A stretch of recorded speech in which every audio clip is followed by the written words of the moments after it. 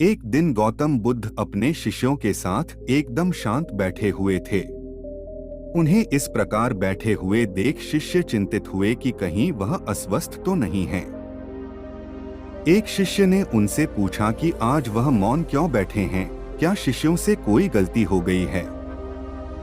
इसी बीच एक अन्य शिष्य ने पूछा कि क्या वह अस्वस्थ हैं, पर बुद्ध मौन रहे।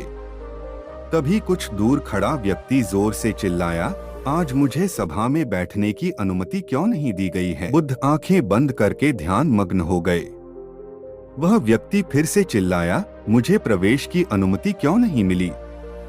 इसी बीच एक उदार शिष्य ने उसका पक्ष लेते हुए कहा कि उसे सभा में आने की अनुमति प्रदान की जाए।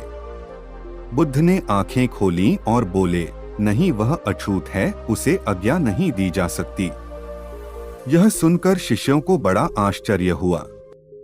बुद्ध उनके मन का भाव समझ गए और बोले, हाँ, वह अछूत है। इस पर कई शिष्य बोले, हमारे आश्रम में जात पात का कोई भेद ही नहीं, फिर वह अछूत कैसे हो गया। तब बुद्ध ने समझाया, आज वह क्रोधित होकर आया है। क्रोध से जीवन की एकाग्रता भंग होती है। क्रोधी व्यक्ति प्राय मानसिक हिंसा कर बैठता है, इसलिए जब तक वह क्रोध में रहता है तब तक अछूत होता है।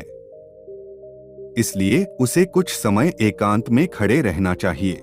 शिक्षा आशय यह है कि क्रोध के कारण व्यक्ति अनर्थ कर बैठता है और पश्चाताप उसे बाद में होता है, जिसका कोई लाभ नहीं मिलता। इसलिए हमें क्रोध नहीं करना चाहिए। असल मायने में क्रोधित व्यक्ति अछूत हो जाता है और उसे अकेला छोड़ देना चाहिए। क्रोध करने से तन, मन और धन तीनों की हानि होती है। क्रोध से ज्यादा हानिकारक कोई और वस्तु नहीं है। क्रोधित शिष्य भी बुद्ध की बातें सुन रहा था।